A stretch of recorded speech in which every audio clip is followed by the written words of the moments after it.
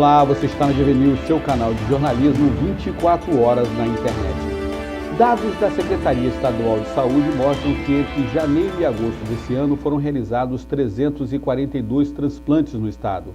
Apesar desse número significar um aumento de 24% em relação ao ano passado, ainda existem 992 pessoas na fila de espera, 833 delas esperando transplantes de rins.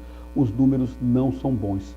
Para conversar com a gente sobre esses números, está aqui o presidente da Associação Provida Transplantes e Hepatites do Espírito Santo, Adalto Vieira de Almeida. Senhor Adalto, obrigado por sua presença aqui no GV News Entrevista.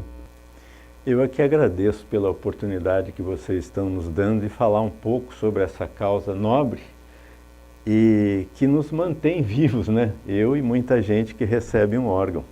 Senhor Adalto, eu dei uma olhada no site da Secretaria de Saúde de Santa Catarina e lá eles mostram que a relação entre o número de mortes encefálicas em Santa Catarina e o número de transplantes ainda é muito diferente. O ideal seria que mortes encefálicas se transformassem imediatamente em transplantes, segundo o pessoal de Santa Catarina. Por que ainda temos tantas mortes encefálicas e tão poucos transplantes relativamente entre esses números no país? Veja bem, na verdade isso é um sonho de todos os estados, né? Que essa relação entre morte encefálica e doação fossem quase que equiparadas. Mas há dois fatores que eu considero muito importantes. O primeiro deles é a informação, né? Eu diria que não só o cidadão de Santa Catarina, mas o capixaba principalmente, que é onde eu vivo, mas ele é uma pessoa solidária. Ele é, quando ele recebe a informação da forma correta, quando ele é esclarecido, embora o momento seja um momento difícil da decisão, onde a pessoa acabou de receber a notícia da morte encefálica, ele mesmo assim, se a conversa for tranquila, se a conversa for num ambiente preparado para isso, o cidadão acaba entendendo que é um momento daquela pessoa que foi a óbito também ajudar a salvar outras vidas. Também, além dessa comunicação ter que ser melhorada, eu diria que a manutenção do potencial doador, porque veja, hoje nós vivemos um estado de carência de UTIs, né, de leitos de UTIs. Então, o que acontece?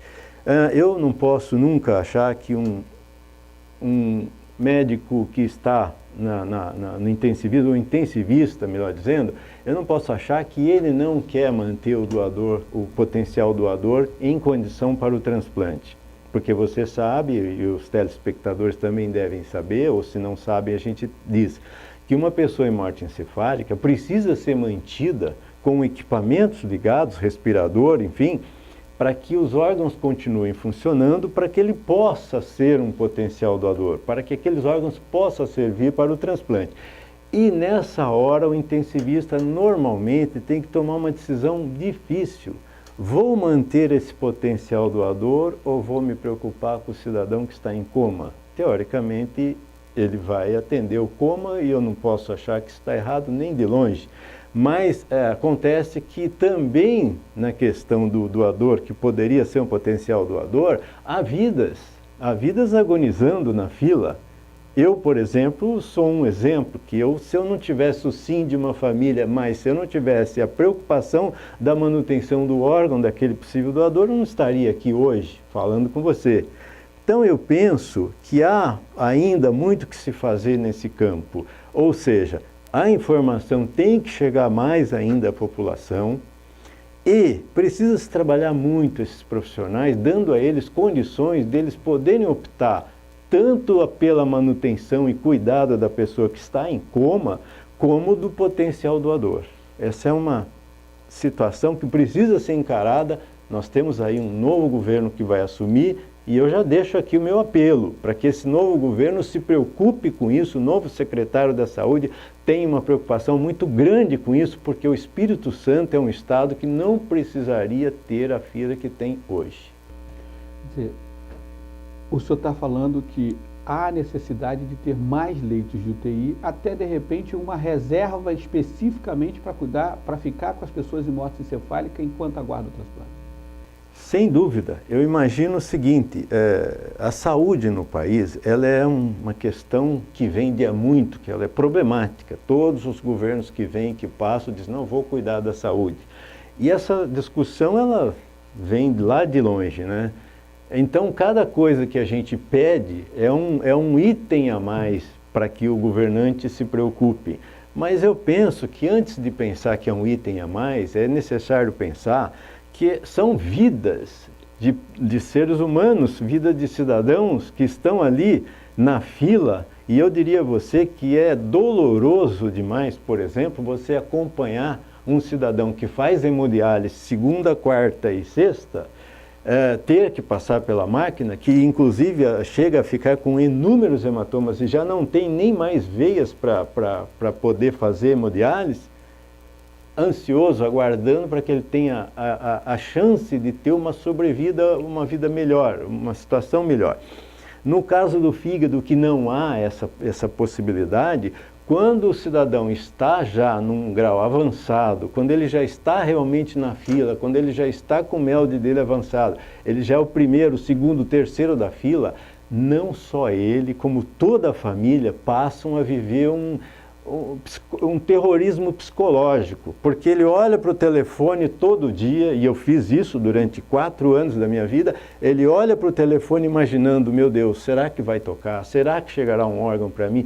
E você veja a situação, né? Nós lutamos pela vida, nós não desejamos a morte de ninguém, mas também nós temos que pensar que a morte é uma situação que acontece todos os dias nas vidas das pessoas. Então, qual é a nossa luta, qual é o nosso empenho? Em que estas mortes encefálicas se transformem cada vez mais em possíveis doações de órgãos, porque há muita gente, como você bem disse, na fila de espera e poderiam ter uma condição de uma sobrevida mais digna e mais feliz. O senhor fez transplante de quê, senhor? Eu, em 2007, no dia 25 de dezembro, eu fiz um transplante de fígado.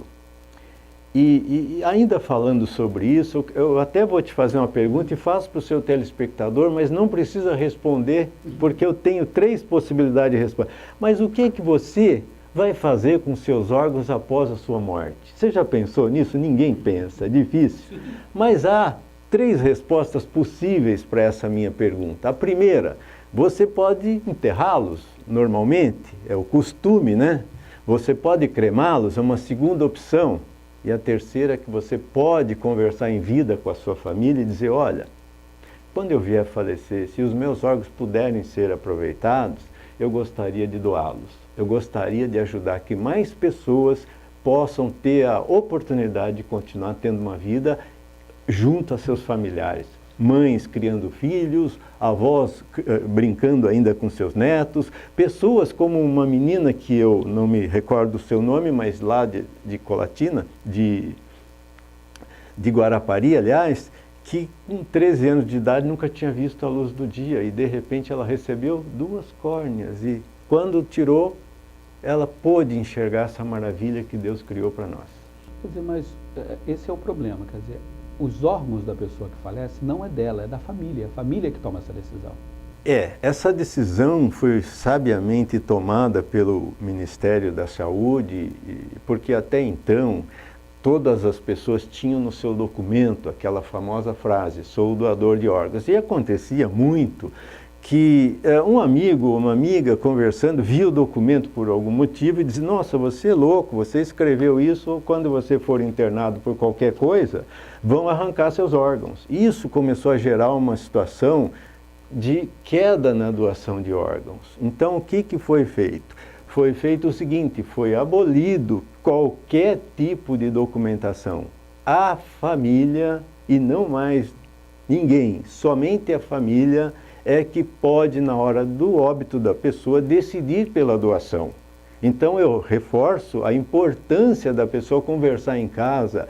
É um assunto que precisa ser discutido como qualquer outro. Um dia nós morreremos e o que vamos fazer com os nossos órgãos? Converse na sua casa, diga para os seus familiares se você tem esse desejo. Porque é só assim que a gente faz com que outras pessoas possam ser salvas e ter uma condição de vida boa. É só isso que precisa ser feito para ser um doador? Só isso. A pessoa só precisa conversar com a família, porque na hora do óbito, só a família é quem autoriza. Se a família não autorizar, não há retirada dos órgãos, captação dos órgãos para transplante. Não existe essa situação. É até importante colocar que muitas pessoas até comentam, olha, não vou doar porque retiraram da pessoa viva, ou não vou retirar por causa disso ou daquilo, não. Veja bem, o processo de comprovação de morte encefálica é muito seguro. Ele é um processo que é analisado pelo médico no momento, por mais 2 outros médicos diferentes e que não fazem parte nem da equipe de captação e nem de transplantes. E além disso, também são feitos mais 2 exames, que podem ser o eletroencefalograma e veja bem, além disso, a pessoa tem a possibilidade de colocar também um médico de confiança para acompanhar. Mas isso só acontece depois que a família decide doar? Ou acontece antes? Não, isso só acontece depois que a família decide doar. Mas a comprovação da morte encefálica, não. Ela já acontece lá dentro, geralmente no CTI, e daí o médico vai decidir se a família, ou vai conversar, não o médico, mas alguém que foi determinado para aquele momento, vai conversar com a família. Caso a família decida, então sim vai se ter o processo que é de manutenção daquele potencial doador, né? Mas lá dentro o pessoal já sabe como funciona, como preparar aquilo até conseguir falar com a família. Se a família disser não se coloca a pessoa no estado de manutenção dos órgãos via aparelhos, porque na verdade morte encefálica acabou. A pessoa morreu e não tem mais, não é reversível. Mas a pessoa vai ter que continuar plugada num respirador para o coração continuar batendo. Para que o coração continue batendo, para que ela tenha condição de ter os órgãos aproveitados, porque só assim eles são possíveis de serem transplantados. Um doador ajuda quantas pessoas? Olha, nós podemos, um doador teoricamente ajudaria até 8 pessoas. Se nós formos dizer que são 2 pulmões, 2 rins, um coração, um fígado, um pâncreas, as córneas, tecidos, ossos, enfim, ele tem uma infinidade de possibilidade de ajudar outras pessoas, né? Mas vou dar um dado, aqui no Espírito Santo, por exemplo, nós temos fígado, rim, córneas. Nós não estamos fazendo hoje aqui pulmão e pâncreas, que é também uma coisa que já está aí para ser implantada a qualquer momento. Eu converso muito com as equipes. Nós temos transplante de coração e também venho solicitando e quero deixar registrado aqui que nós queremos ter o transplante infantil de coração aqui também no estado. Então, são esses os órgãos que podem ser retirados e que podem ser transplantados, os chamados órgãos sólidos. E os tecidos é córnea, pele e outros órgãos. Nossas equipes para captação e para transplante desses órgãos que nós fazemos aqui no estado estão no número suficiente ou precisaríamos de mais? Eu diria que houve um avanço muito grande. Se nós voltarmos a 2007, quando nós iniciamos na nossa associação, nós percebíamos naquela época que havia, assim, não havia um trabalho mais aprofundado no transplante, eu diria, né? Havia um transplante de pessoas, de médicos que eram verdadeiros idealistas para a coisa, que queriam fazer o transplante, mas não havia aquele apoio, aquela coisa. Nós começamos a trabalhar isso em 2007, com o governo do estado, Secretaria Estadual da Saúde, com os médicos, as equipes transplantadoras. Nós começamos a falar com eles sobre aumentar a discussão do transplante. Mas de imediatamente abraçaram a nossa ideia, porque já era um anseio deles. Nós fizemos aqui congressos de transplantes em 2008, 2010 e 2012, com a finalidade de trazer outros médicos para discutir o assunto, para criar essa sinergia. Nós fizemos também vários simpósios espalhados por Linhares, Cachoeiro, Colatina, enfim, para levantar essa discussão. E desde 2007 para cá, a coisa foi progredindo, Por quê? Porque todo mundo começou a perceber que era possível mexer com transplante de uma forma um pouco mais agressiva. Isso tem acontecido, também o governo ajudou na época com as informações chegando.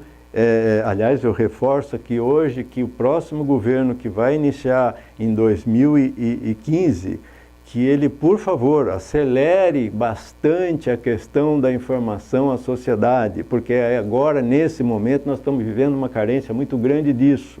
Nós precisamos acelerar bastante a divulgação junto à sociedade, porque o transplante não pode ser deixado de lado, porque a queda nas doações é eminente, ela acontece e não adianta. A gente tem que estar constantemente batendo nessa...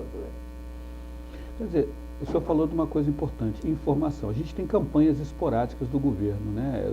A gente veicula aqui uma campanha, que é aquela da vela do garoto, não deixa a chama se apagar, uma propaganda muito bonita, né? Muito bem produzida. E por que não tem mais publicidade dessa? Por que o governo não investe mais nisso, em folhetos, em cartazes, em outdoor, mantendo uma campanha constante? Essa campanha, eu acredito, para vocês, que fazem parte dessa luta, tem que ser 24 horas por dia, todos os dias do ano. Olha, eu diria que assim, existe no Brasil e na saúde uma infinidade de demandas e as pessoas não conseguem atender todas elas. Mas nós hoje temos lá no Ministério da Saúde um pensamento diferente, um pensamento mais progressista nesse sentido, ou seja, já saiu agora, né, essa campanha que vai estar entrando agora, sendo veiculada agora, saiu também o aplicativo para que as pessoas possam entrar lá na fanpage e ver doação de órgãos. E aí o que acontece? Eu penso que sairão folhetos agora em quantidade, eu penso que o governo começou a enxergar mais a possibilidade dessa fila diminuir ainda mais. Por quê? Veja bem, o Brasil é o primeiro país em transplantes de órgãos no mundo. Nós transplantamos aqui no país e os transplantes aqui, é importante a população saber que 95% dos transplantes são feitos via SUS. Que muita gente fala do SUS, mas olha aí, o SUS cobre até 95% dos transplantes realizados no país e cobre de forma exemplar. Não nos falta o pré-transplante, não nos falta na hora do transplante, não nos falta o medicamento que é caro e ele chega com regularidade, nós não podemos ficar sem. Eu vou dar o meu exemplo, eu tomo comprimidos 10 horas da manhã e 22 horas e todos os dias, isso para o resto da vida, não me falta. Todo mês a gente vai à Secretaria Estadual, no setor da farmácia, que distribui essa medicação, quando nós chegamos lá, o medicamento para o mês está lá garantido. Então esse é um trabalho que o governo vem fazendo e que é preciso que as pessoas saibam, tá? Há também todo um cuidado em relação os hospitais, as equipes que transplantam, eles têm que renovar o seu cadastro a cada 2 anos, há um cuidado em cima da legislação para que o transplante seja feito da forma ética, da forma transparente. Então eu penso que a informação que precisa ser jogada é a informação de que transplante é seguro, transplante é uma técnica que já foi dominada há muito tempo e é uma técnica que realmente traz a pessoa para uma vida digna, como a minha hoje, graças a Deus. Não é preciso, então, pelo que eu estou entendendo, Sr. Adalto, conversar mais com as famílias, já que elas, no fundo, no final de tudo, exatamente no final de tudo, na morte, são as donas dos órgãos dos seus parentes que faleceram. Na verdade, o que acontece é assim, né? Você disse, por que não acontece mais as informações? Porque, veja bem, a questão toda é que se nós analisarmos, no Brasil hoje, nós temos cerca de 35 mil pessoas na fila. Nós tínhamos, há 2, 3 anos atrás, 68 mil pessoas. Então já houve um grande avanço. Por que está havendo esse avanço? O avanço é a prova de tudo isso que a gente está conversando. A informação está começando a chegar. Ela ainda não é suficiente? Claro que não. Mas ela já está começando a chegar e o resultado já está aparecendo, né? De 68 mil que nós tínhamos há 2, 3 anos atrás para 35 mil em média agora. Então eu acho assim, eu penso que a população brasileira, não posso falar de outros povos, mas eu creio que não é tão diferente, mas a população brasileira, ela é solidária. Se ela tiver o conhecimento. O difícil é que, na verdade, o difícil é uma coisa que precisa ficar claro, que, por exemplo, aquilo que nós falamos da manutenção do potencial doador, uma pessoa que vê lá o seu parente declarado em morte cefálica e, de repente, a coisa está pip, pip, é difícil, se ela não for totalmente esclarecida do que aconteceu, ela olhar para aquilo e falar, poxa, mas Ele está vivo. pois é, entendeu? Então, é preciso mais informação sobre isso, porque na verdade ele não está vivo, ele está o aparelho fazendo ele respirar, ele ter o batimento cardíaco, e por isso está acontecendo aquilo. Porque a hora que desplugar, para. Ou seja, por que se faz isso? Para manter o potencial doador, para que sejam aproveitados os órgãos dele.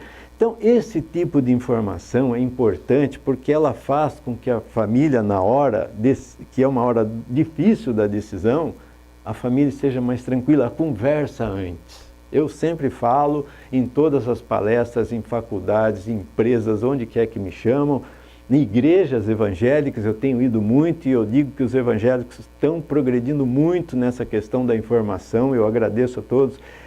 É assim, todas as vezes que eu falo, eu converso com as pessoas e no final das palestras eu percebo o seguinte, as pessoas vêm conversar comigo e dizem, puxa vida, eu perdi um parente, se eu soubesse disso a gente tinha doado. Eu sinto tanto de não ter tido essa informação antes. E você vê na pessoa que ela não está falando aquilo porque ela está na sua presença, ela está falando aquilo com sentimento de perda, de uma outra perda, que ela, puxa, poderíamos ter ajudado a salvar alguém. Então, eu repito, o cidadão espírito-santense, que é o local que eu vivo, ele é solidário. E eu penso que o brasileiro é solidário e que em outros países, claro, também. Mas nós temos que trabalhar muito no nosso estado, porque nós podemos diminuir esses números aqui, sim. É um desafio que eu lanço para o nosso próximo governo. Eu sei que na Central Estadual de Captação de Órgãos, que foi um órgão que já foi problemático lá atrás, porque haviam situações lá que não eram situações de pensar no próximo, está muito bem dirigida hoje. Tem uma enfermeira que se chama Rosemary, que está fazendo um grande trabalho com uma equipe muito boa. Eu penso que nós temos aqui os melhores cirurgiões, eu diria que cirurgiões comparados aos melhores do país, aqui fazendo transplante. Os hospitais estão aparelhados. Nós temos um hospital aqui que faz a maior quantidade de transplantes, que tem uma UTI só para transplante, para você ter uma ideia. O Hospital Meridional de Cariacica. Ele tem uma UTI para transplante, quer dizer, ele criou essa necessidade. Ou seja, a pessoa sai hoje em dia da cirurgia, ele vai para um local onde os cuidados são com pessoas já treinadas para aquilo, ou seja, a sobrevida, né, o resultado positivo é muito maior. Então nós temos exemplos muito bons aqui e a gente pode avançar muito ainda nos transplantes no Espírito Santo. É um desafio, mas eu tenho certeza que a gente está vencendo a cada dia. Quantos transplantes foram realizados no Brasil aqui esse ano? Olha, se você pegar os dados do SUS, só no primeiro semestre de 2014, a gente vê que houve um aumento de 23% de transplante de coração em relação ao período de 2013. Isso no país todo? Nós temos aqui, foram realizados 11,4 mil transplantes, sendo que 6,6 mil de cirurgia de córnea, 3.773 mil de órgãos sólidos, que são coração 155, fígado 847, rim 2.637, 21 de pâncreas, 51,7 de rim, pâncreas e 56 de coração.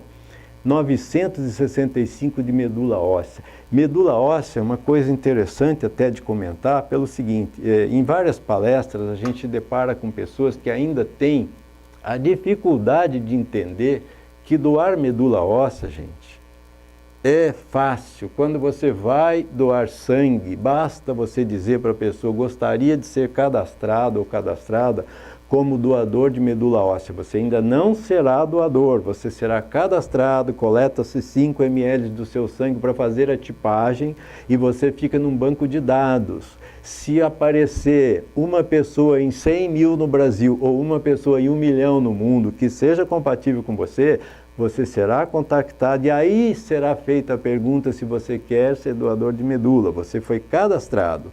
Por isso, a doação de medula, que também é uma coisa simples, nada mais do que tirar 10% da medula da bacia, chamada nós popularmente da bacia, com uma anestesia local e super simples, não é um processo que é doloroso, é um processo tranquilo.